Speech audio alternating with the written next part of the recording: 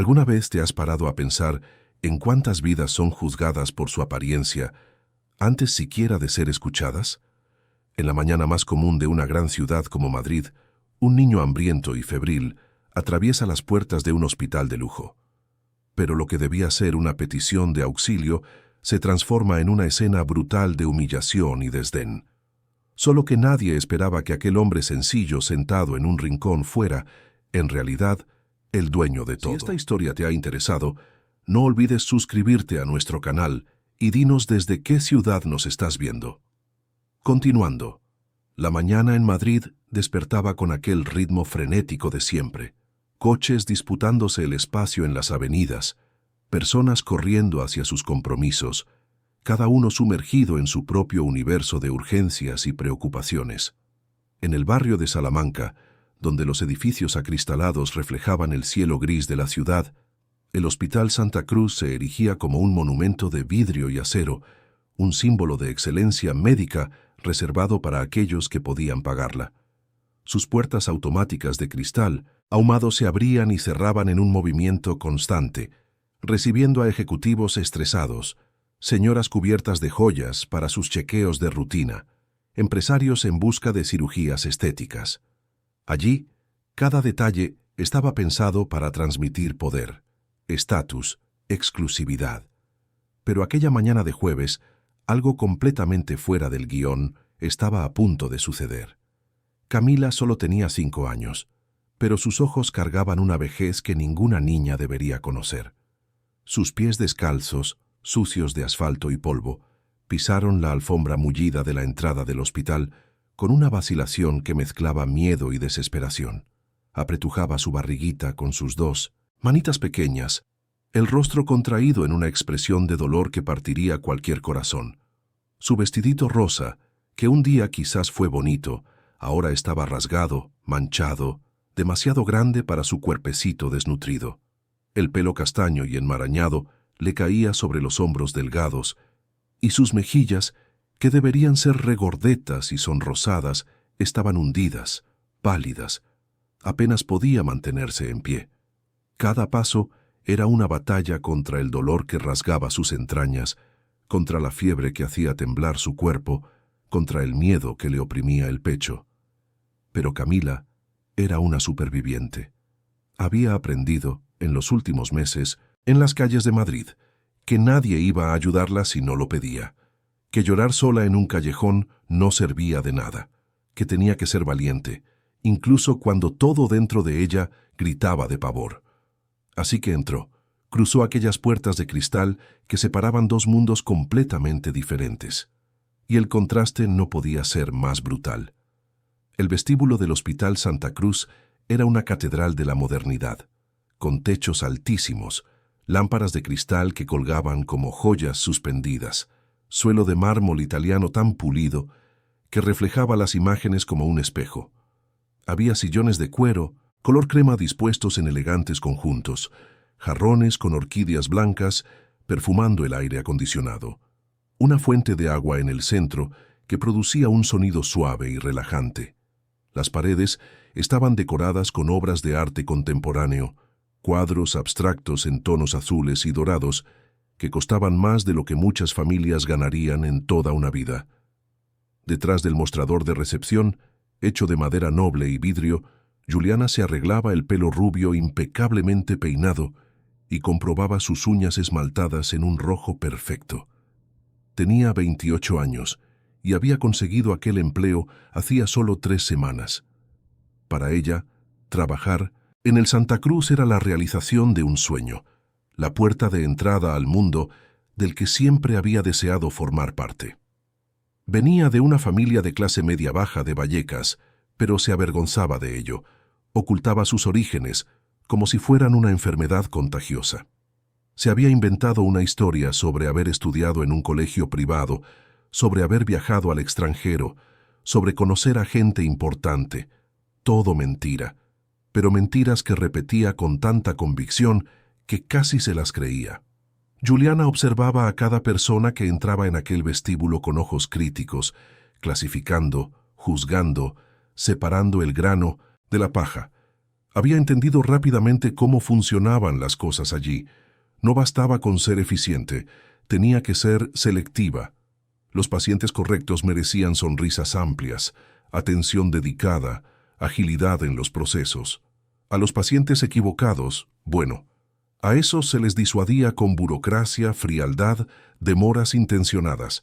Nadie se lo había dicho explícitamente, pero estaba en las entrelíneas de cada conversación con su supervisora, en la forma en que actuaban los guardias de seguridad, en el modo en que el director administrativo arrugaba la nariz cuando alguien mal vestido se acercaba al mostrador. Así que, cuando Juliana levantó la vista y vio a Camila, su reacción fue inmediata y visceral. Asco, seguido de pánico. Una niña de la calle, sucia, descalza, claramente enferma, estaba cruzando el vestíbulo del hospital más elegante de la región. Esto no podía estar pasando. Esto iba a manchar la imagen del lugar. Esto iba a ahuyentar a los clientes de verdad. Camila se acercó al mostrador tambaleándose, cada paso un esfuerzo sobrehumano. Levantó sus ojitos hacia Juliana, ojos oscuros que brillaban con lágrimas de dolor y súplica. «Por favor, me duele mucho la barriga», consiguió decir con la voz saliendo en un hilo débil. «¿Puede llamar a un médico? Me duele muchísimo». Juliana se levantó de la silla como si hubiera recibido una descarga eléctrica. Su rostro, cuidadosamente maquillado, se contrajo en una expresión de repulsa mal disimulada. Miró a su alrededor, comprobando si algún cliente importante estaba viendo aquella escena, si alguien de la dirección estaba cerca.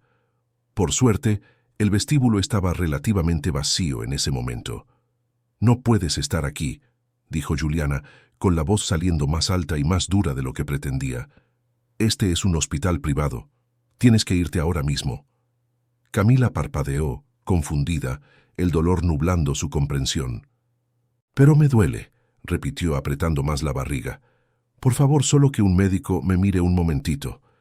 Juliana rodeó el mostrador, sus tacones altos repiqueteando en el mármol con clics secos y autoritarios.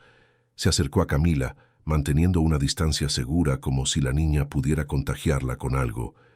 «Escúchame», dijo bajando la voz pero manteniendo el tono cortante. «Aquí solo entran personas de clase, ¿entiendes? Personas con seguro médico, con dinero para pagar. Tú eres una mendiga. Vete al hospital público, ese sí es tu lugar.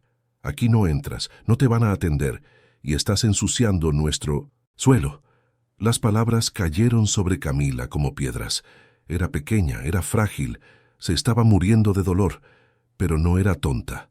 Entendía perfectamente lo que estaba pasando. La estaban echando, la estaban llamando sucia, la estaban tratando como basura. Las lágrimas que ya llenaban sus ojos se desbordaron, corriendo por sus mejillas delgadas. «Pero me encuentro muy mal», intentó una vez más, con la voz quebrándose en sollozos. «Tengo mucho miedo». Juliana ya había perdido la paciencia. Hizo un gesto brusco con la mano, como si estuviera espantando a un animal. «Sal de aquí ahora, antes de que llame a seguridad. Y si no te vas por las buenas te irás arrastrada, ¿me estás entendiendo?»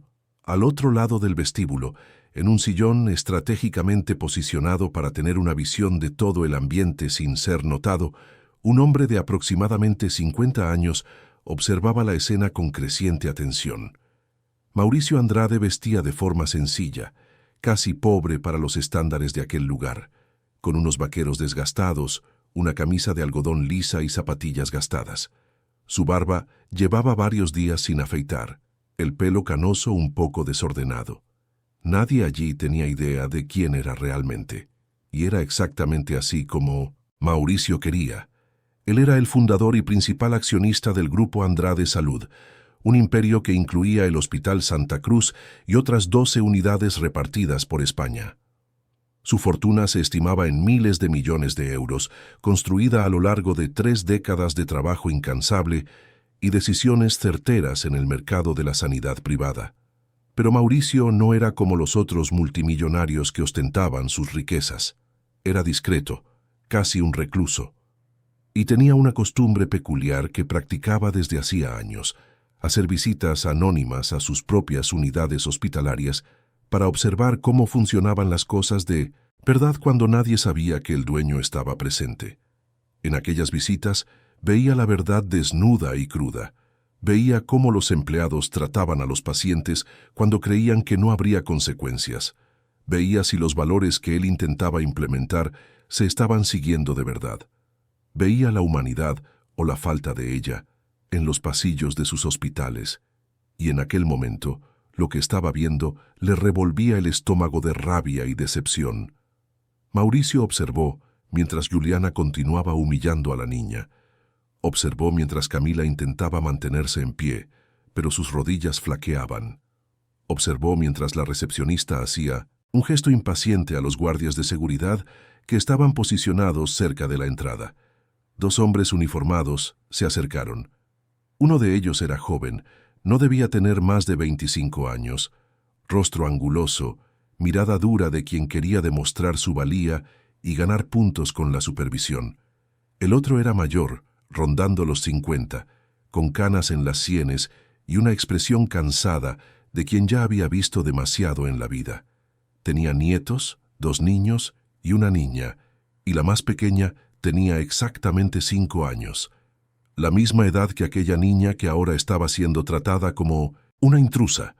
«La recepcionista quiere que saquen a esta niña del hospital», dijo el guardia más joven, llamado Rodrigo, con un tono de autoridad excesiva. «No puede quedarse aquí». El guardia mayor, el señor Valerio, vaciló. Miró a Camila. Vio el rostro pálido, los labios amoratados, la forma en que se encorvaba sobre sí misma de dolor. Algo dentro de él le decía que aquello estaba mal, muy mal.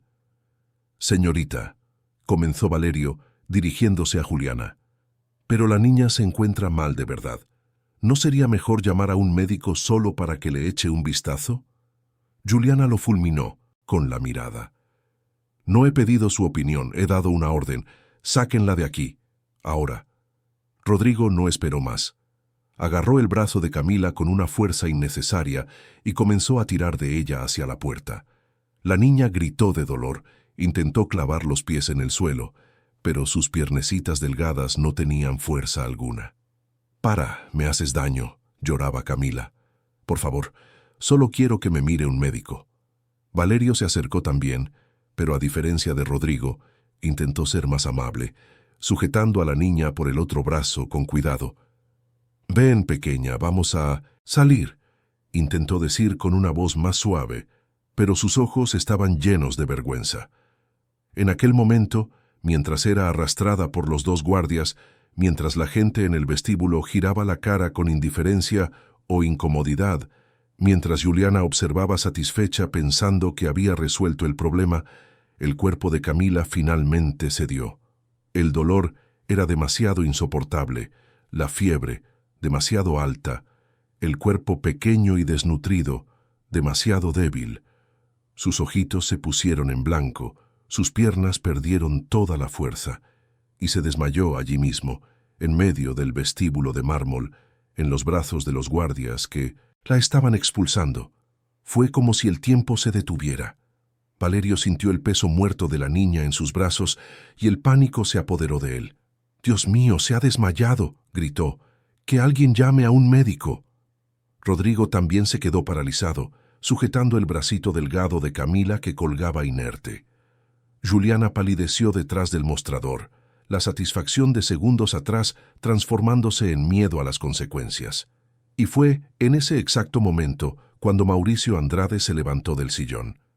Atravesó el vestíbulo con pasos firmes pero silenciosos, una autoridad natural emanando de cada movimiento.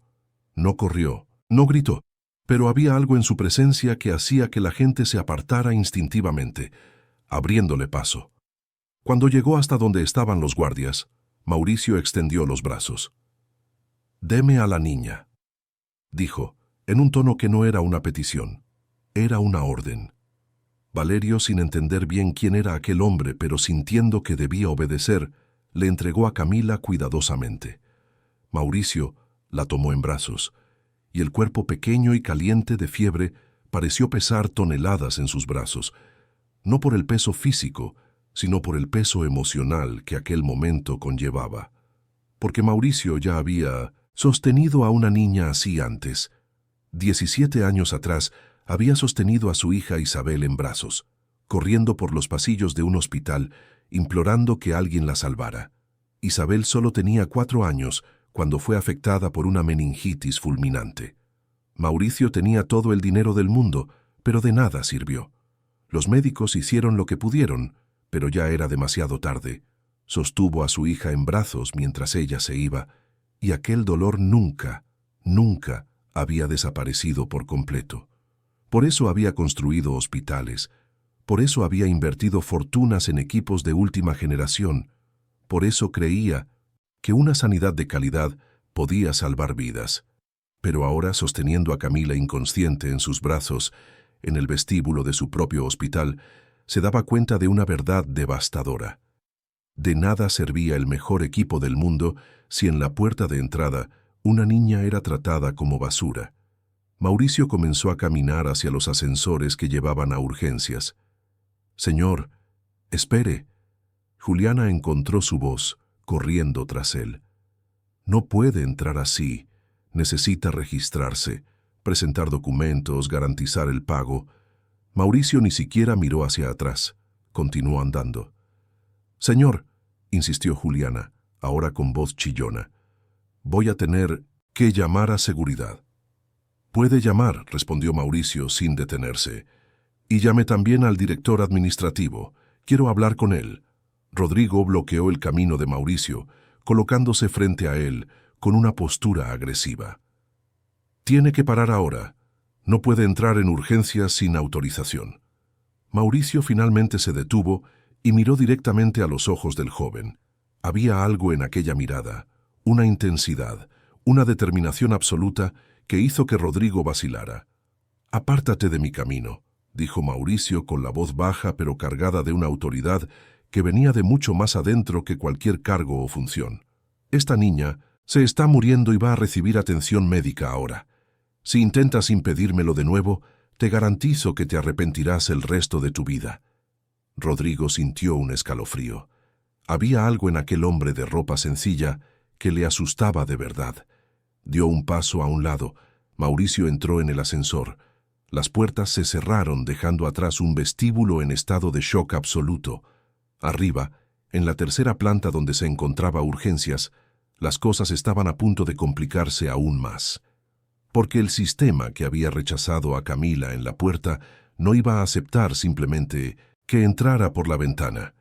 Y Mauricio Andrade apenas estaba comenzando a descubrir cuán podrida estaba la cultura del hospital que llevaba su nombre.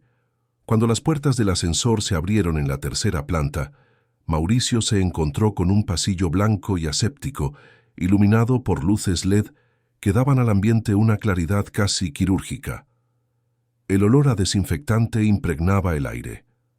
Enfermeras pasaban apresuradas con carpetas, médicos conversaban en voz baja cerca del puesto de enfermería y el sonido constante de los monitores cardíacos creaba una banda sonora de pitidos rítmicos. Mauricio siguió adelante, con Camila aún inconsciente en sus brazos. La fiebre de la niña dejaba su piel caliente como una brasa contra su pecho. Podía sentir la respiración débil, el cuerpecito trémulo. Cada segundo que pasaba era precioso. Una enfermera joven, de pelo recogido en un moño apretado y ojos castaños atentos, fue la primera en notar la aproximación de Mauricio. Se detuvo en medio del pasillo, con los ojos muy abiertos, al ver a aquel hombre de apariencia sencilla cargando a una niña visiblemente enferma. «Señor, ¿qué ha pasado?», preguntó ella, el instinto profesional hablando más alto que cualquier protocolo burocrático.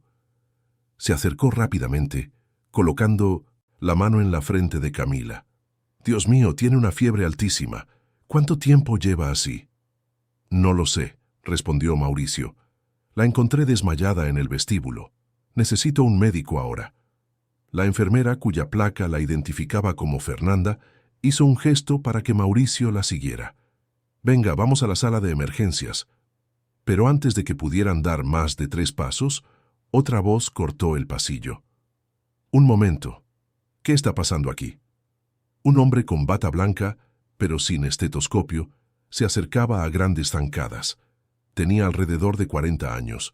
Pelo oscuro, peinado hacia atrás con gomina, gafas de montura cara y una expresión que mezclaba autoridad con irritación. Era Vinicio Prado, enfermero jefe del turno, conocido por ser extremadamente rígido con los protocolos y por tener una relación demasiado cercana con el director administrativo. Fernanda, no puedes simplemente traer a un paciente sin pasar por el registro y el triaje, dijo Vinicio, mirando a su colega con desaprobación. ¿Cuáles son los datos de esta niña? ¿Dónde está la autorización de los padres? ¿Cuál es su seguro? Fernanda abrió la boca para responder, pero Mauricio se adelantó. Esta niña se está muriendo. No hay tiempo para burocracia. Vinicio finalmente miró bien a Mauricio, evaluándolo de arriba a abajo. Vio la ropa sencilla, la barba por hacer, las zapatillas gastadas, y sacó sus conclusiones inmediatamente. Señor, dijo en un tono condescendiente, entiendo su preocupación, pero este es un hospital que funciona con reglas. No podemos atender sin los procedimientos adecuados. Existen hospitales públicos que pueden recibir casos como este sin documentación.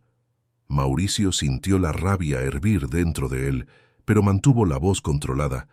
La niña ya está aquí, ya ha pasado por la puerta, y está teniendo una emergencia médica real.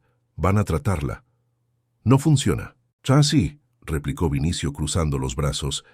Si empezamos a hacer excepciones, nos convertiremos en un servicio de urgencias público. Necesito que baje, regularice la situación con el departamento financiero, presente documentos, y entonces sí podremos evaluar la atención. Fernanda miraba de la niña inconsciente a Vinicio con una expresión de incredulidad. Vinicio, es una niña. Mira su estado. No podemos simplemente mandarla de vuelta.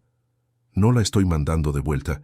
Estoy pidiendo que se sigan los protocolos, dijo Vinicio inflexible. Señor, voy a tener que pedirle que salga de urgencias. Si no sale por las buenas, llamaré a seguridad. Fue en ese momento, cuando una tercera persona se acercó al grupo. Era una mujer de unos 55 años, pelo canoso y corto, gafas de lectura colgadas de una cadena en el cuello, vistiendo un conjunto sencillo pero bien cuidado. Su placa la identificaba como Beatriz Santos, trabajadora social del hospital. ¿Qué está pasando aquí?, preguntó Beatriz, con una voz que cargaba décadas de experiencia lidiando con situaciones difíciles. Vinicio se volvió hacia ella. Beatriz, este señor ha traído a una niña sin documentación, sin autorización de los responsables, sin seguro. Le estoy explicando que necesita regularizar la situación antes de cualquier atención.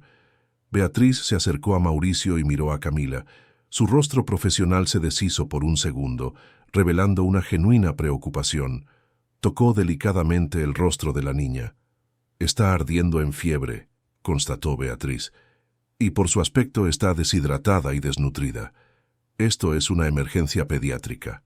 Exactamente, dijo Mauricio, con los ojos fijos en Vinicio. Una emergencia que necesita ser atendida ahora. Beatriz suspiró profundamente. Conocía demasiado bien cómo funcionaban las cosas en aquel hospital. Conocía las políticas no escritas, las órdenes que venían de arriba para filtrar quién podía o no ser atendido, la presión constante para mantener la imagen de exclusividad. Y estaba cansada de luchar contra esa marea. Vinicio, dijo ella midiendo sus palabras, si esta niña muere porque no fue atendida, esto va a suponer un problema legal enorme para el hospital.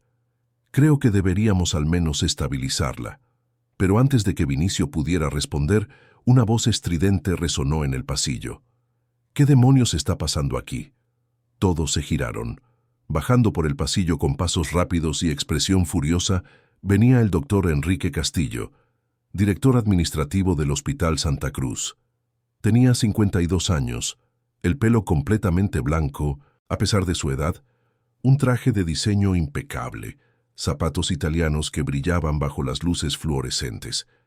Era conocido por dirigir el hospital con mano de hierro, siempre enfocado en los números, en la rentabilidad, en mantener el estándar de excelencia que atraía a los clientes más ricos de Madrid. El doctor Castillo había sido llamado por Juliana, quien en pánico relató la situación del vestíbulo.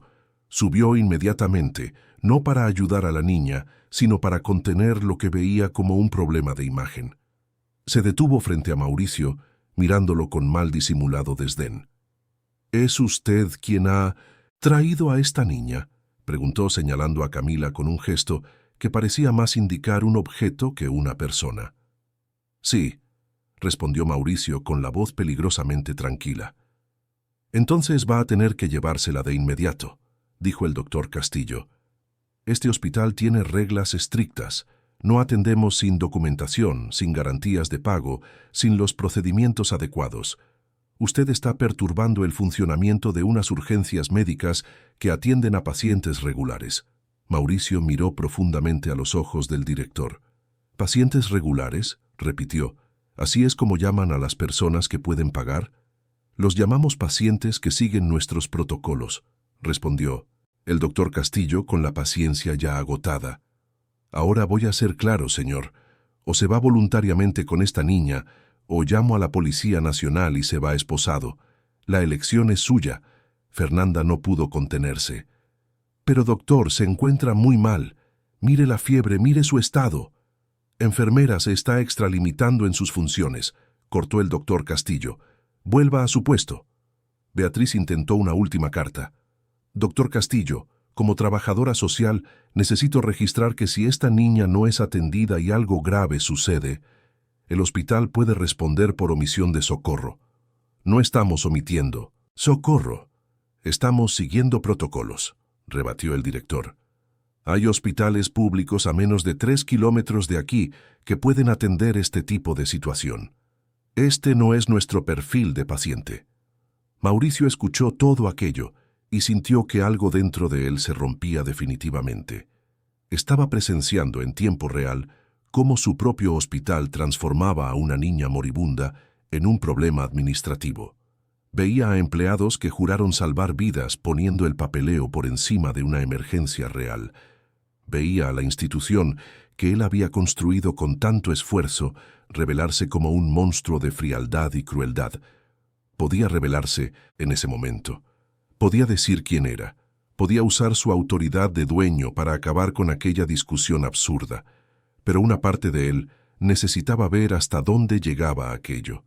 Necesitaba entender la profundidad de la podredumbre que se había apoderado del lugar. «¿Cuánto cuesta?», preguntó Mauricio de repente. «¿Qué?». El doctor Castillo frunció el ceño.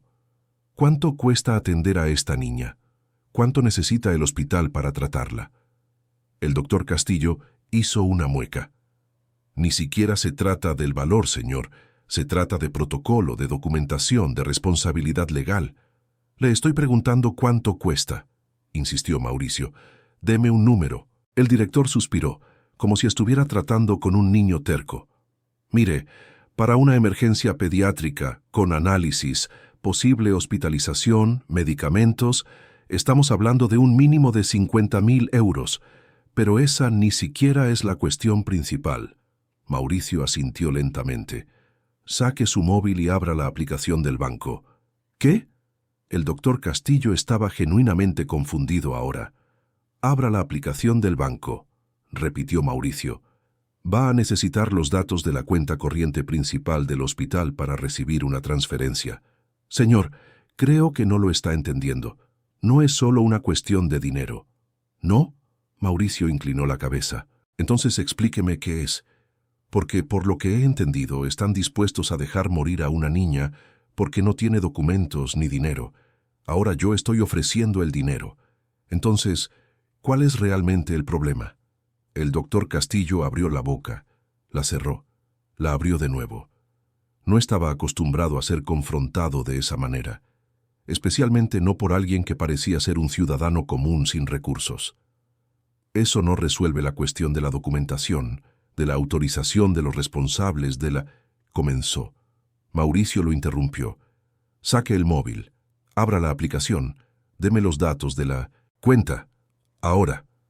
Había algo en su voz, una orden absoluta, una fuerza que hizo que el doctor Castillo, contra todos sus instintos, sacara el móvil del bolsillo. Con dedos ligeramente temblorosos, abrió la aplicación del banco, accedió a los datos de registro del hospital.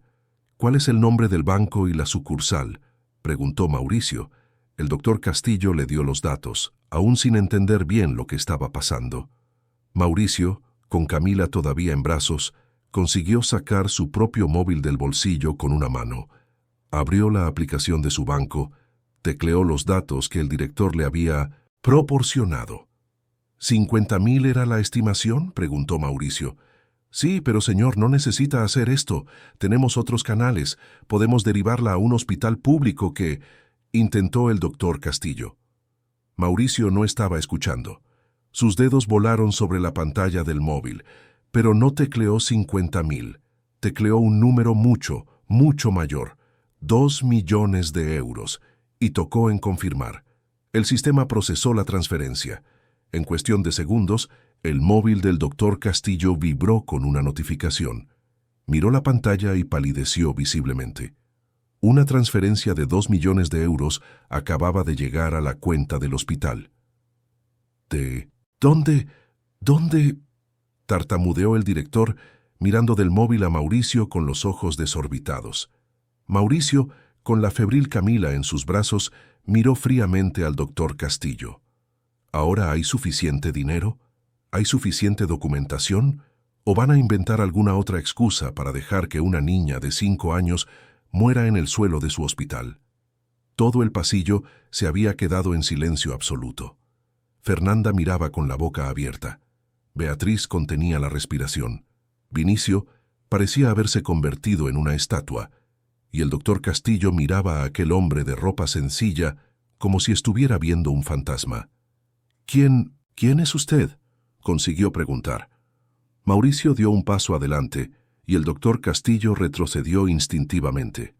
«Soy alguien que acaba de pagar 2 millones de euros para que hagan el trabajo que deberían estar haciendo gratis. Soy alguien que está sosteniendo a una niña que puede morir en cualquier segundo mientras ustedes discuten protocolos. Y soy alguien que está dando una última orden: salven a esta niña. Ahora». Su voz resonó en el pasillo con una autoridad que no dejaba lugar a discusión. El doctor Castillo estaba en shock, pero había sobrevivido años en la administración hospitalaria siendo pragmático por encima de todo. Y un hombre que acababa de transferir 2 millones de euros, como si nada, claramente no era un ciudadano común. Era alguien poderoso, muy poderoso, y potencialmente muy peligroso de contrariar. Se volvió hacia Fernanda. «Lleve a la niña a la sala de emergencias. Llame al doctor Cardoso inmediatamente». Fernanda no necesitó que se lo dijeran 2 veces. Hizo un gesto a Mauricio. «Venga conmigo, señor. Vamos a cuidarla». Mauricio siguió a la enfermera, pasando por delante del doctor Castillo sin mirarlo. Beatriz fue tras ellos instintivamente queriendo ayudar. Vinicio se quedó atrás, todavía procesando lo que acababa de presenciar. Dentro de la sala de emergencias, Mauricio finalmente colocó a Camila sobre una camilla con sábanas blancas y limpias. La niña estaba pálida como la cera, los labios amoratados, la respiración superficial. Fernanda comenzó a trabajar de inmediato, comprobando las constantes vitales, poniendo un termómetro. Beatriz trajo mantas y comenzó a anotar información. «Fiebre de 39 grados y medio», anunció Fernanda. «Tensión baja, frecuencia cardíaca acelerada. Está en estado crítico». La puerta de la sala se abrió y entró un hombre de unos 60 años, pelo totalmente blanco, gafas de montura fina, bata impecable con un estetoscopio colgado del cuello. El doctor Pablo Cardoso era el cirujano pediátrico más experimentado del hospital, con 40 años de profesión. Lo había visto todo, había salvado cientos de vidas, pero aún mantenía ese brillo en los ojos de quien genuinamente se preocupaba por cada paciente. Se acercó a la camilla y comenzó a examinar a Camila con manos expertas y delicadas. Si estuvieras en el lugar de Mauricio, ¿habrías hecho la transferencia de 2 millones o habrías actuado de otra manera? Cuéntanoslo en los comentarios. El doctor Cardoso palpó suavemente el abdomen de Camila y la niña, incluso, inconsciente, gimió de dolor. Frunció el ceño, continuó el examen, Presionó diferentes áreas de la barriga. Su rostro se fue poniendo cada vez más serio. —¿Cuánto tiempo lleva así? —preguntó sin apartar los ojos de la paciente. —No lo sabemos —respondió Fernanda. Llegó desmayada. El doctor Cardoso tomó el estetoscopio y auscultó los latidos del corazón, la respiración. Miró la piel reseca, los signos de desnutrición crónica. Pidió una linterna y examinó las pupilas. Necesitamos análisis de sangre urgentes, hemograma completo, función renal, electrolitos, dijo rápidamente. Y quiero una ecografía abdominal ahora. No en 10 minutos ahora. Fernanda salió corriendo para organizarlo. El doctor Cardoso continuó el examen, ahora centrándose en el punto exacto donde Camila demostraba más dolor. ¿Es apendicitis?, preguntó Mauricio, con la voz ronca de preocupación. El doctor Cardoso lo miró por primera vez. Vio a un hombre de mediana edad con ropa sencilla, rostro marcado por la angustia, sujetando el brazo de una niña que claramente no era su hija biológica. Muy probablemente, respondió el médico, y por el cuadro, una apendicitis que ya está en una fase avanzada, posiblemente perforada. ¿Es usted el padre? No, dijo Mauricio. La encontré en el hospital. La estaban echando.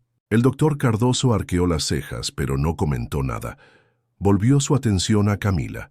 Una técnica de ecografía llegó corriendo con el equipo portátil. El doctor Cardoso aplicó el gel frío en la barriguita hinchada de Camila y pasó el transductor, observando atentamente las imágenes que aparecían en la pantalla. Su rostro se ensombreció aún más. Apendicitis perforada confirmada, dijo gravemente. Hay líquido libre en la cavidad abdominal, signos claros de peritonitis. Esta niña necesita cirugía de emergencia inmediatamente. Cada minuto que pasa aumenta el riesgo de sepsis. Mauricio sintió que el suelo desaparecía bajo sus pies. Peritonitis. Sepsis. Conocía esas palabras. Sabía que significaban riesgo de muerte inminente. Sabía que cada segundo perdido podía ser la diferencia entre la vida y la muerte. Entonces opérela, dijo él, con la voz saliendo en una orden urgente. Ahora. El doctor Cardoso asintió. Fernanda, prepara el quirófano, prioridad máxima. Quiero al mejor equipo disponible, anestesista pediátrico, instrumentista experimentada, y necesito el grupo sanguíneo de esta niña urgentemente. La enfermera salió corriendo, ya hablando por la radio. La sala de emergencias se convirtió en un hervidero de actividad. Técnicos de enfermería vinieron a sacar sangre a Camila para los análisis. Otro enfermero comenzó a instalar una vía venosa para hidratación y medicamentos. Beatriz, la trabajadora social, se quedó cerca, tomando notas, observándolo todo. El doctor Cardoso se volvió hacia Mauricio. Señor, necesito una autorización quirúrgica firmada. ¿Tiene usted la custodia legal de esta niña? Mauricio vaciló por primera vez. No, ni siquiera sé su nombre. Entonces, técnicamente no puedo operar sin la autorización de los responsables legales, dijo el doctor Cardoso, pero había una lucha evidente en su rostro. Miró a Camila, a aquel cuerpecito frágil que se estaba muriendo. Como médico, sé que necesita esta cirugía ahora. Como profesional dentro de mí no me siento un sistema. Mis manos están atadas sin documentación. Mauricio sintió la rabia subir de nuevo, pero a diferencia de las otras veces, no iba dirigida al médico. Iba dirigida a todo el sistema, a la máquina burocrática que ponía los papeles por encima de las vidas. Asumo toda la responsabilidad, dijo Mauricio.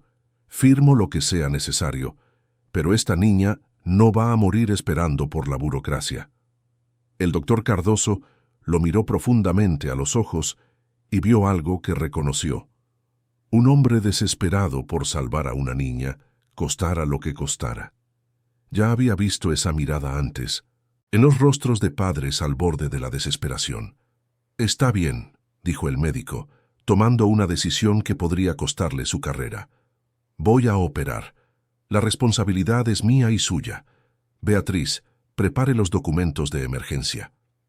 En ese momento, el doctor Castillo entró en la sala de emergencias.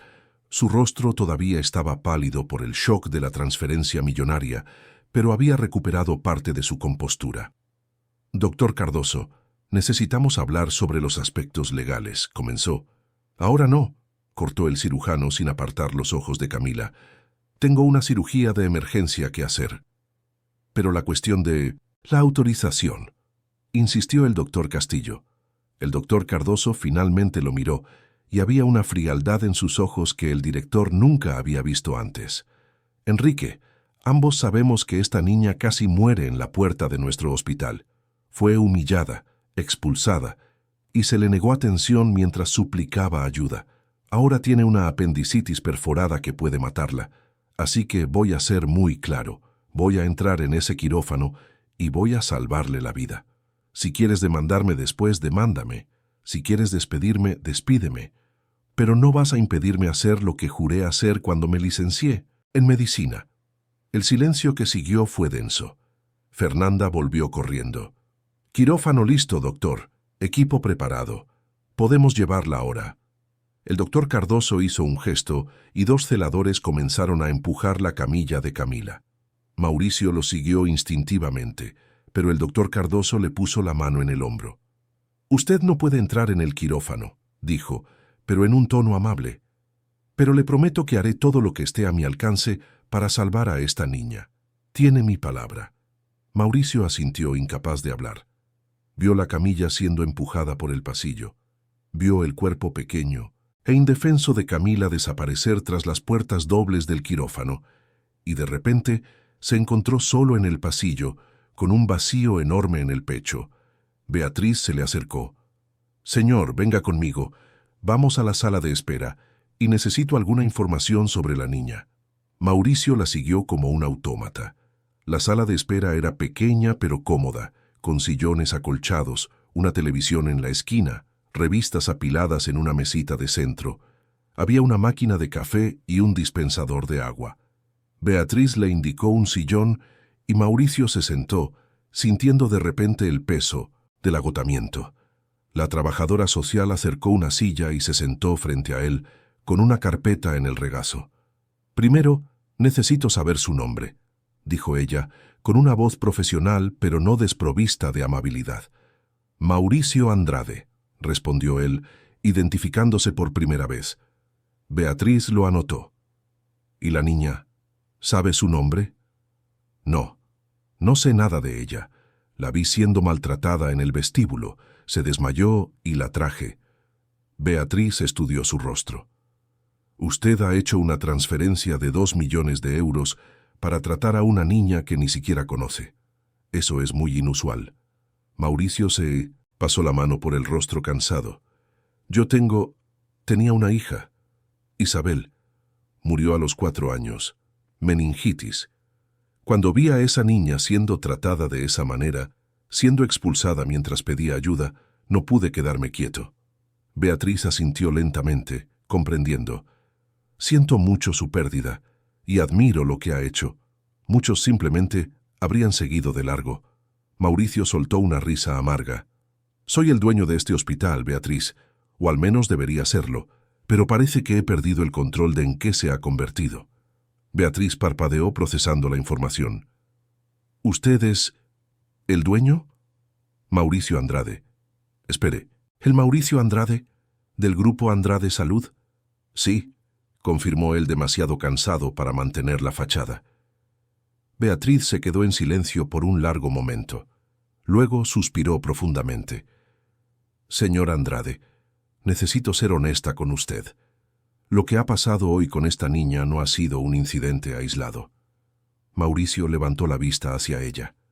«Continúe». Beatriz miró hacia la puerta, como comprobando si alguien podía oírlos, y luego bajó la voz. «Trabajo aquí desde hace 12 años. Empecé cuando el hospital todavía tenía una cultura diferente, cuando de verdad se preocupaba por atender bien a todas las personas. Pero en los últimos 5 años, especialmente después de que el doctor Castillo asumiera la dirección administrativa, las cosas cambiaron. Implementó una filosofía de priorizar la rentabilidad por encima de todo. Creó métricas de facturación por paciente, estableció perfiles de clientes ideales y comenzó a presionar al equipo para filtrar a quién se atendía. ¿Filtrar cómo?, preguntó Mauricio, sintiendo que la rabia volvía. De varias formas, explicó Beatriz. Demoras intencionadas en la atención de personas que parecían no tener medios para pagar, exigencias excesivas de documentación, sugerencias para que buscaran hospitales públicos. La recepcionista que humilló a la niña hoy es nueva, pero fue entrenada para actuar así, para proteger el estándar del hospital. Mauricio apretó los puños. ¿Y nadie lo ha denunciado nunca? Beatriz esbozó una sonrisa triste. Yo lo intenté, varias veces. Escribí informes, pedí reuniones, señalé casos problemáticos, pero siempre recibía la misma respuesta, que me centrara en los protocolos, que el hospital tenía un perfil específico de atención, que las decisiones administrativas no eran de mi competencia. 2 trabajadores sociales que trabajaban conmigo fueron despedidos después de insistir demasiado. Aprendí a elegir mis batallas. ¿Cuántos niños?, preguntó Mauricio con la voz ronca. ¿Cuántos niños han sido rechazados? Beatriz se miró las manos. No sé el número exacto, pero sé que ha pasado más de una vez. No siempre niños, a veces ancianos, trabajadores, personas en situación de calle. A cualquiera que no encajara en el perfil se le disuadía de buscar atención aquí. Mauricio se levantó y comenzó a caminar de un lado a otro en la pequeña sala. Su mente bullía. Había construido aquel hospital con la idea de ofrecer excelencia en sanidad. Sí, era un hospital privado, caro, enfocado en quienes podían pagar por una atención premium. Pero nunca había sido su intención crear un lugar que rechazara emergencias reales, que tratara a seres humanos como problemas a ser eliminados. Necesito nombres, dijo Mauricio. Necesito saber exactamente quién implementó estas políticas, quién entrenó a los empleados para actuar así, quién tomó estas decisiones. Beatriz vaciló. Señor Andrade, entiendo su rabia, pero debe entender que muchos empleados solo seguían órdenes. Tenían miedo de perder su empleo. Necesitan el sueldo para mantener a sus familias. No estoy interesado en castigar a quien solo intentaba sobrevivir, aclaró Mauricio. Estoy interesado en quien creó este sistema podrido, y voy a empezar por arriba. En ese momento, la puerta de la sala de espera se abrió, y el señor Valerio, el guardia de seguridad mayor, entró vacilante. Vio a Mauricio y se detuvo, claramente avergonzado. «Señor», comenzó, con la voz entrecortada, «quería pedirle disculpas por lo que hice, por la forma en que traté a la niña. Tengo nietos de su edad y debería haber hecho las cosas de otra manera». Mauricio miró al hombre y vio un remordimiento genuino en su rostro. «¿Estaba siguiendo órdenes?» «Sí», confirmó Valerio. «Pero eso no me quita la culpa. Sabía que estaba mal. Podía sentirlo. Pero tuve miedo de perder el empleo, de no poder pagar las facturas, y ahora no dejo de pensar, ¿y si fuera mi nieta? ¿Y si fuera uno de mis niños siendo tratado de esa manera?» Mauricio se acercó al guardia. «¿Cuántas veces ha recibido órdenes de expulsar a personas que buscaban atención?» Valerio bajó la vista. «Muchas. Ha sido casi una rutina en los últimos años. Recibimos instrucciones de la jefatura de seguridad, que las recibe de la administración, para mantener fuera a cualquiera que pueda perjudicar la imagen del hospital. Y si se negaba, he visto a compañeros ser despedidos por desobedecer», dijo Valerio. «Un chico hace 2 años se negó a sacar a una señora mayor que había venido a buscar atención. Lo despidieron esa misma semana. Después de eso, aprendimos a no cuestionar». Mauricio asintió lentamente.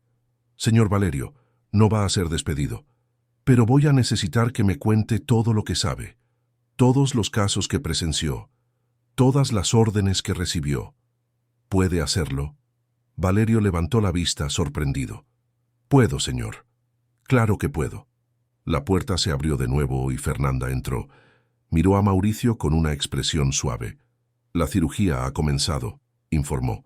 «El doctor Cardoso me pidió que se lo dijera». Debería durar entre 2 y 3 horas, dependiendo de la extensión de la infección. ¿Cómo está ella?, preguntó Mauricio. Estable por ahora, respondió Fernanda. La anestesia ha ido bien. Ahora toca esperar. Mauricio le dio las gracias y Fernanda se fue. Volvió a sentarse, sintiendo de repente el peso de todo lo que había sucedido. Miró el reloj en la pared. Habían pasado solo 3 horas desde que Camila cruzó las puertas del hospital. 3 horas que parecían una eternidad. Beatriz todavía estaba allí, observándolo. «Señor Andrade, ¿puedo preguntarle una cosa?» «Puede». «¿Qué piensa hacer?» «Con el hospital, quiero decir, después de todo esto». Mauricio respiró hondo.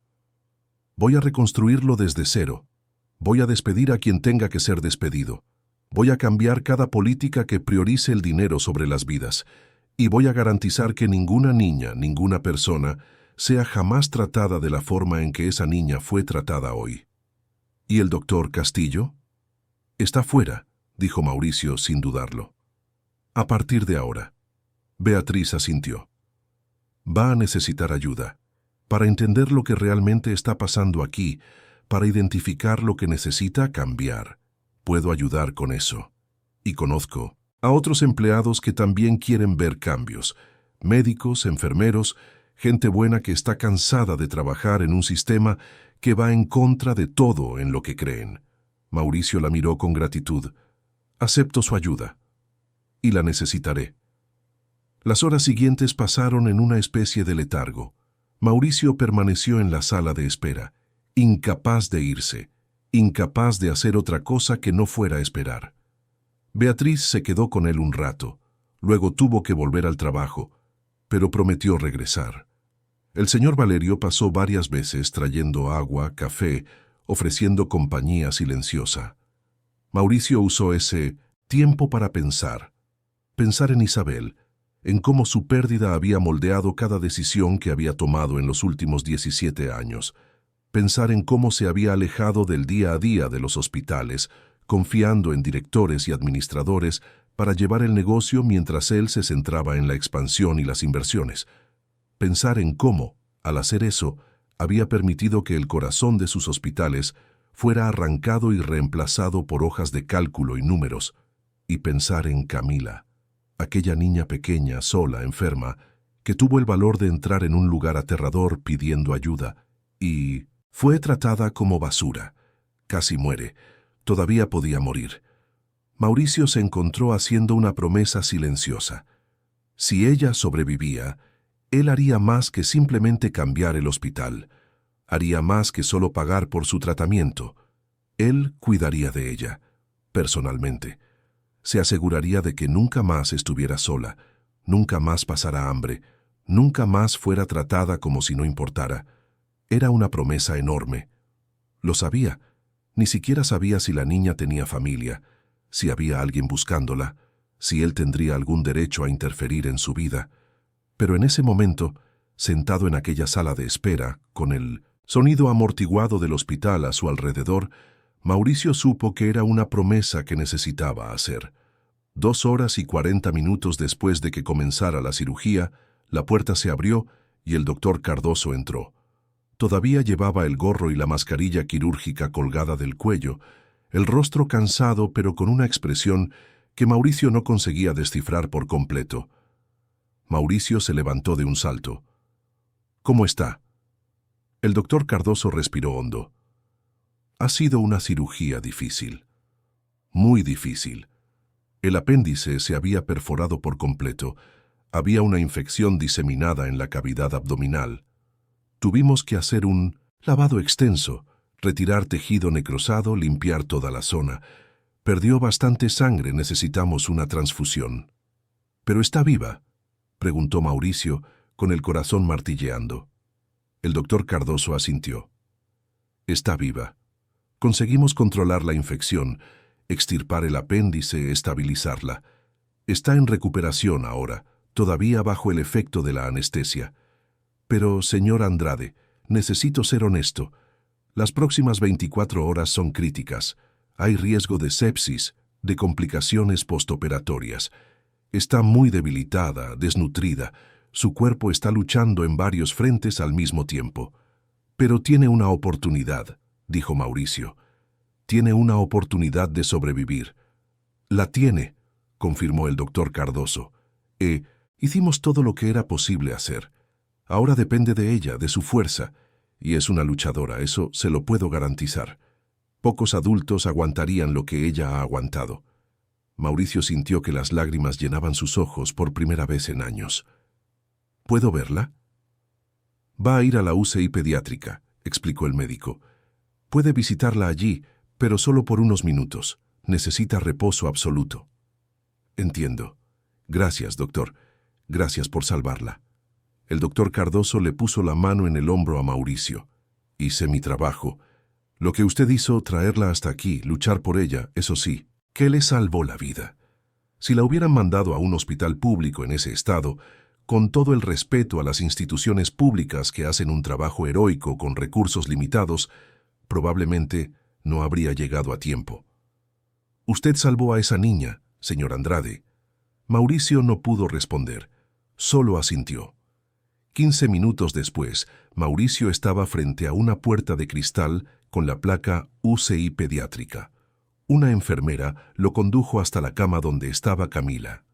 La habitación era pequeña pero equipada con tecnología de punta, monitores parpadeando con información vital, bombas de infusión goteando medicamentos, un ventilador mecánico, asistiendo a la respiración de la niña.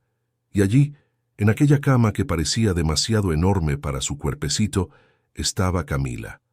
Su rostro todavía estaba pálido, pero había un ligero rubor en sus mejillas que no estaba allí antes. Un tubo salía de su boca, ayudándola a respirar. Cables y sondas conectaban su cuerpo a los aparatos. Sus manitas estaban posadas sobre la sábana blanca, tan pequeñas, tan frágiles. Mauricio se acercó lentamente, como si cualquier movimiento brusco pudiera romperla. Acercó una silla y se sentó al lado de la cama. Sin pensarlo mucho, tomó una de las manitas de Camila entre las suyas. La piel de la niña estaba caliente, finalmente sin la fiebre que la consumía. «Eres fuerte», le susurró. «Más fuerte que mucha gente que he conocido. Vas a superar esto. Tienes que superarlo». Se quedó allí 20 minutos, solo sosteniendo su mano, observando el sube y baja de su pecho, el pitido constante de los monitores cardíacos. Y por primera vez desde que Isabel murió, Mauricio se permitió sentir esa conexión, ese amor protector que surge cuando miras a un niño y sabes que harías cualquier cosa para mantenerlo a salvo. Cuando salió de la UCI, encontró a Beatriz esperando en el pasillo. No estaba sola. A su lado había una mujer más joven, quizás de unos 30 años, con bata y una placa que la identificaba como doctora Amanda Fonseca, médica pediatra. «Señor Andrade», dijo Beatriz, «esta es la doctora Amanda. Trabaja aquí desde hace 6 años y tiene alguna información importante sobre la niña». Mauricio miró a la médica. «¿La conoce?» «No personalmente», respondió la doctora Amanda, «pero después de enterarme del caso, fui a verificar si había algún registro de ella. Y descubrí algo. Hace 3 meses, una niña con una descripción muy parecida fue traída a nuestro servicio de urgencias por una trabajadora social de un albergue municipal. Tenía una infección respiratoria. Fue atendida rápidamente, medicada y dada de alta. El nombre en el registro era Camila Dos Santos, 5 años, huérfana, residente del albergue La Esperanza en la zona sur. Mauricio procesó la información. Huérfana. La palabra pesó en su pecho. ¿Sabe qué pasó con los padres?, preguntó. La doctora Amanda consultó sus notas. Según el registro del albergue, los padres murieron hace 4 meses en un accidente de tráfico en la M30. No había otros parientes. Camila fue derivada al sistema de acogida institucional. «¿Y cómo acabó en la calle?», cuestionó Mauricio. Beatriz intervino. «Llamé al albergue. Según la coordinadora, Camila se escapó hace 3 semanas. Dijeron que estaba teniendo dificultades de adaptación, crisis de llanto, pesadillas. Una noche simplemente saltó el muro y desapareció. Presentaron una denuncia, pero con tantos niños en situación de calle en Madrid, las búsquedas fueron limitadas. 3 semanas en la calle, murmuró Mauricio. Una niña de 5 años, sola. La doctora Amanda continuó. Por el estado de desnutrición y deshidratación que presentaba, es probable que no estuviera consiguiendo alimentarse adecuadamente. La apendicitis pudo haber comenzado hace varios días, pero sin nadie que la cuidara, fue agravándose hasta el punto que vimos hoy. Mauricio sintió que la rabia y la tristeza se mezclaban dentro de él. Aquella niña lo había perdido todo. Los padres, la casa, la seguridad. Había sido arrojada a un sistema que no supo acogerla adecuadamente. Se escapó por desesperación. Vivió en la calle, sola, asustada, con hambre. Desarrolló una enfermedad grave. Y cuando finalmente reunió el valor para pedir ayuda, fue humillada y expulsada. Era inaceptable, era inhumano, y Mauricio iba a hacer algo al respecto. Se volvió hacia Beatriz. Quiero que inicie un proceso de verificación sobre la posibilidad de una acogida temporal. Mientras Camila se recupera, quiero garantizar que tenga un responsable legal, y ese responsable soy yo. Beatriz parpadeó, sorprendida. Señor Andrade, ¿está seguro? Es un proceso complejo, hay evaluaciones, entrevistas, visitas domiciliarias. Estoy absolutamente seguro, afirmó Mauricio. Esa niña no va a volver a un albergue, no va a volver a la calle, y ciertamente no va a estar sola nunca más.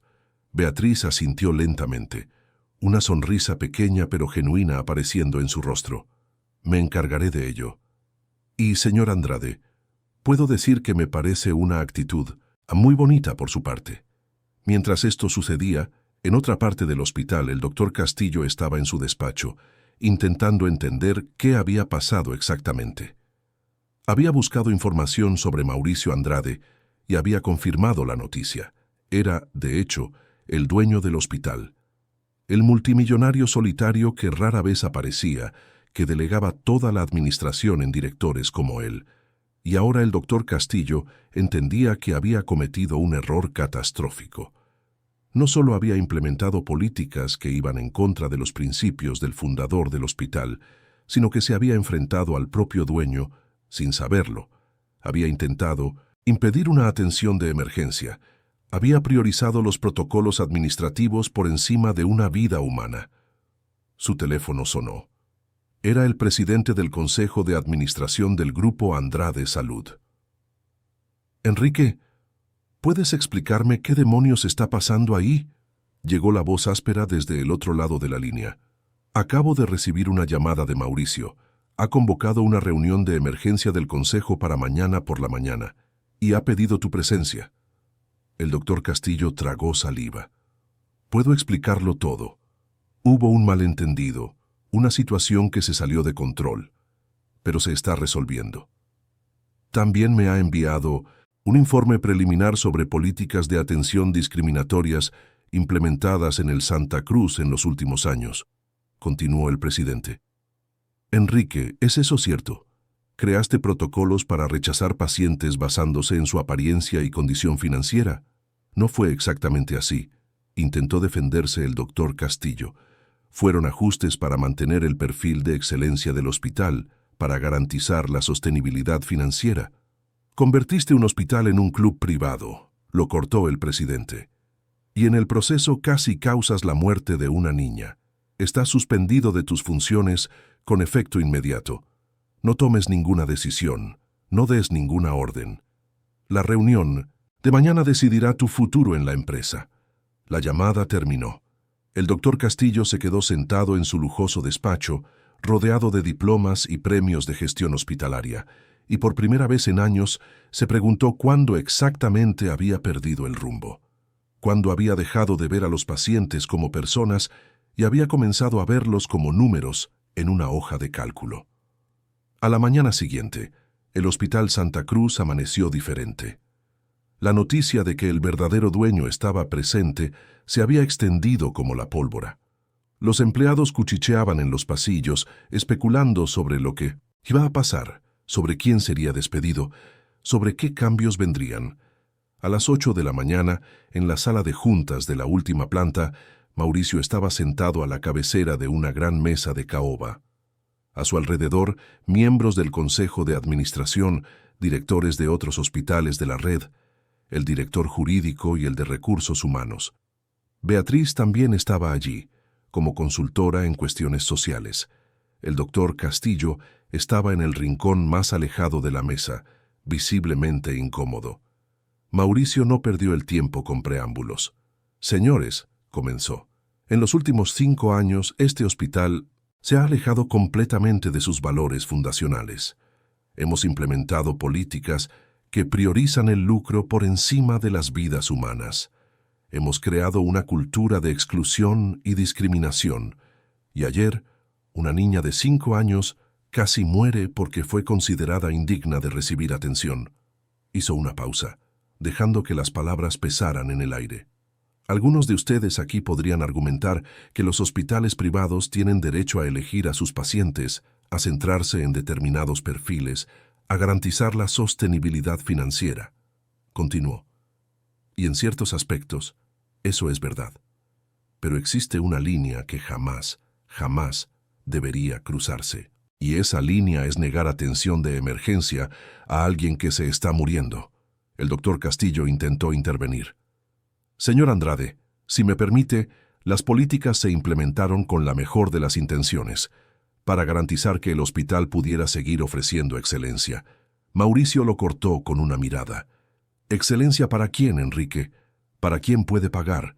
¿Y el resto de la humanidad? ¿Qué hacemos con ellos? ¿Los dejamos morir en la puerta? ¿Existen hospitales públicos?», intentó argumentar el doctor Castillo, pero su voz era débil. «¿Y cuando alguien llega aquí primero? Cuando llega en estado crítico, sin tiempo, de ser transportado? ¿Simplemente los empujamos hacia la muerte porque no tienen la tarjeta de crédito correcta?» Mauricio golpeó la mesa con la mano. «Esto es inaceptable, es inhumano, y no va a seguir sucediendo en ningún hospital que lleve mi nombre». Abrió una carpeta frente a él. «Beatriz me ha proporcionado datos de los últimos 3 años. En este periodo, al menos 47 personas buscaron atención de emergencia en el Santa Cruz y fueron disuadidas o se les impidió recibir atención. 47, siendo 17 niños, 22 ancianos y 8 adultos en situación de vulnerabilidad. Algunos de esos casos resultaron en búsquedas de atención en otros hospitales. Otros simplemente desaparecieron de los registros. No sabemos si sobrevivieron. El silencio en la sala era absoluto. «Así que esto es lo que va a pasar», declaró Mauricio. «Primero, el doctor Enrique Castillo está despedido con efecto inmediato. Recibirá las compensaciones contractuales debidas, pero ya no trabaja para el Grupo Andrade Salud». El doctor Castillo palideció, pero no dijo nada. «Segundo», continuó Mauricio, «vamos a crear inmediatamente un fondo de emergencia pediátrica, dotado con 50 millones de euros de mi fortuna personal. Este fondo garantizará atención integral y gratuita para cualquier niño que llegue al Santa Cruz en situación de emergencia, independientemente de su documentación, seguro o capacidad de pago». Algunos miembros del consejo se miraron entre sí, impresionados por la cantidad. Tercero, todo el equipo de recepción y triaje será reentrenado, no más para filtrar pacientes, sino para acoger con humanidad. Vamos a contratar psicólogos y trabajadores sociales para componer el equipo de la puerta de entrada. La primera impresión que alguien tiene al entrar en este hospital ya no puede ser de frialdad y juicio. Cuarto, vamos a implementar un servicio de defensor del paciente independiente donde los empleados puedan denunciar anónimamente prácticas discriminatorias o poco éticas, y esas denuncias serán investigadas seriamente. Mauricio miró alrededor de la mesa. ¿Alguien tiene objeciones? Uno de los directores financieros levantó la mano tímidamente. «Señor Andrade, apoyo completamente estos cambios, pero necesito preguntar sobre el impacto financiero. 50 millones es una cantidad significativa y las atenciones gratuitas afectarán a la facturación». Mauricio asintió. «Excelente pregunta. Sí, afectará a la facturación a corto plazo. Pero ¿saben qué afecta más a la facturación? Demandas judiciales por omisión de socorro, titulares de periódicos sobre hospitales de élite dejando morir a niños en la puerta, pérdida de licencias y acreditaciones, y principalmente la pérdida de nuestra humanidad como institución. Así que sí, vamos a sacrificar un margen de beneficio, pero vamos a ganar algo mucho más valioso, nuestra alma de vuelta. Nadie más objetó. La reunión continuó durante 2 horas más, detallando implementaciones, estableciendo plazos, definiendo responsabilidades. Cuando finalmente terminó, Mauricio estaba agotado, pero sintiendo algo que no sentía desde hacía años: esperanza. Fue directamente a la UCI pediátrica. Camila había pasado la noche estable. Los médicos estaban cautelosamente optimistas. La infección parecía estar respondiendo a los antibióticos. Las constantes vitales estaban mejorando. Mauricio pasó el resto del día allí, solo observando, solo estando presente. Beatriz apareció al final de la tarde con noticias.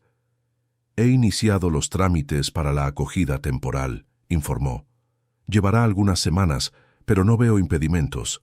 Usted no tiene antecedentes, tiene condiciones financieras más que adecuadas y está dispuesto a pasar por las evaluaciones necesarias». Mauricio se lo agradeció.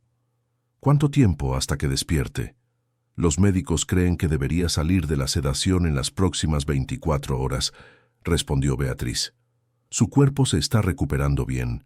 En la mañana del segundo día después de la cirugía, Mauricio estaba de nuevo al lado de la cama de Camila, cuando vio sus ojitos abrirse lentamente. Todavía estaban confusos, nublados por la medicación, pero estaban abiertos.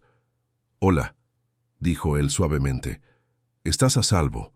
Estás en un hospital. Los médicos te han cuidado». Camila parpadeó lentamente intentando enfocar. Su boca se movió, pero no pudo hablar debido al tubo de respiración. Mauricio vio que el pánico comenzaba a surgir en sus ojos. «Tranquila, tranquila», dijo él, sosteniendo su manita. «Estabas muy enferma. Tuvieron que operarte, pero ya está todo bien. Estás mejorando». Una enfermera entró, comprobó los monitores y sonrió. «Bienvenida de nuevo, pequeña. Eres una guerrera». Pasó otro día hasta que le quitaron el tubo de respiración, y entonces, por primera vez, Mauricio escuchó la voz de Camila, débil y ronca, pero suya. «¿Dónde estoy?», preguntó ella, asustada. «En un hospital», explicó Mauricio pacientemente. «Te pusiste muy enferma, pero los médicos te operaron y estás mejorando. ¿Recuerdas haber venido aquí pidiendo ayuda?». Camila pensó por un momento y luego asintió levemente. «La señorita fue mala conmigo». Mauricio sintió que la vieja rabia volvía, pero la reprimió. «Sí, lo fue, pero ya no lo será más, y no tienes que tener miedo. Estás a salvo aquí». «¿Tendré que irme?», preguntó Camila, y había tanto miedo en esa pregunta que le partió el corazón a Mauricio. «¿A dónde?», preguntó él amablemente. «Al albergue o a la calle otra vez».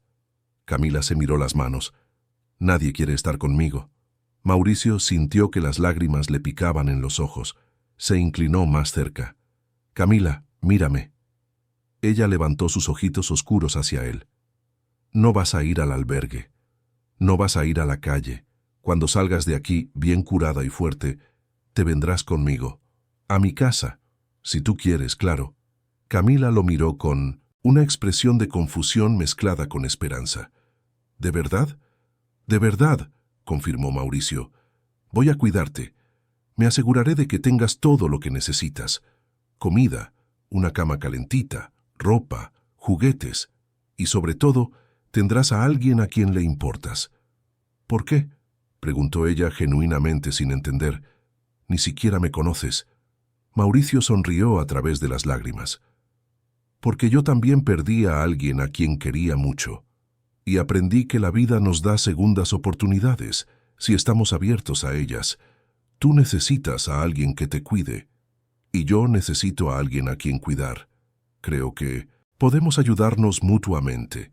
Camila pensó durante un largo momento. «¿Eres bueno?».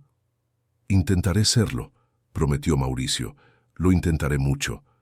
«Vale, entonces, dijo Camila, y una sonrisa pequeña pero genuina apareció en su rostro por primera vez. 3 semanas después, el Hospital Santa Cruz fue testigo de una escena muy diferente a la que había ocurrido aquel día terrible. Camila, ahora con un vestido amarillo nuevo, zapatillas rosas y el pelo limpio y recogido en 2 trenzas, entró en el vestíbulo de la mano de Mauricio. El vestíbulo había cambiado. En lugar de la recepcionista fría, había un equipo entrenado que sonreía genuinamente. Cerca de la entrada, una nueva placa discreta anunciaba: Fondo Isabel de Emergencia Pediátrica. Atención gratuita, garantizada para todos los niños en situación de emergencia. El señor Valerio estaba en su puesto de seguridad. Cuando vio a Camila, sus ojos se llenaron de lágrimas. Se acercó, se arrodilló para estar a su altura. Pequeña, comenzó con la voz entrecortada: te pido disculpas, de corazón, por lo que hice. Camila lo miró, luego a Mauricio, que asintió para animarla. Volvió a mirar a Valerio. Está todo bien. Tenías miedo de perder tu trabajo. Lo entiendo. A Valerio se le escapó un sollozo. Eres una niña muy especial, muy valiente. Beatriz apareció trayendo una carpeta. Señor Andrade, los papeles de la acogida temporal han sido aprobados. Camila está oficialmente bajo su cuidado durante los próximos 6 meses, período durante el cual haremos un seguimiento para eventualmente formalizar una adopción definitiva. Mauricio cogió los papeles, pero lo que importaba estaba allí mismo, de la mano con él, mirando a su alrededor con curiosidad. ¿Lista para conocer tu nueva casa?, le preguntó a Camila. ¿Hay un perro allí?, preguntó ella esperanzada. Mauricio se rió. Todavía no, pero podemos conseguir uno. Camila apretó su mano con fuerza. Entonces estoy lista. Salieron juntos del hospital, una niña que había sido desechada y un multimillonario que había olvidado lo que realmente importaba, cada uno salvando al otro de maneras que aún tardarían años en comprender por completo, porque a veces la verdadera riqueza no está en las cuentas bancarias o en los imperios empresariales. Está en el valor de usar el poder que tienes para proteger a quien no tiene a nadie. Está en reconocer que un sistema podrido necesita ser cambiado, no perpetuado. Está en entender que cada vida, independientemente de cuánto dinero tenga, en el bolsillo o qué ropa vista, vale lo mismo, absolutamente todo. Y está en aceptar que las segundas oportunidades existen para todos nosotros, si estamos dispuestos a extender la mano y tomarlas. Queridos oyentes, esperamos que la historia de Camila y Mauricio haya tocado su corazón. Si se emocionaron con el viaje de esta niña valiente que casi lo pierde todo pero encontró una familia, o con la transformación de un hospital que recuperó su humanidad, hagan clic en el botón de me gusta, suscríbanse al canal y cuéntenos en los comentarios qué fue lo que más les marcó de esta narración. Todos los días traemos historias intensas como esta, que revelan el lado más profundo del alma humana, que hablan sobre compasión, segundas oportunidades y el poder de hacer lo correcto incluso cuando parece imposible. Los esperamos en el próximo episodio.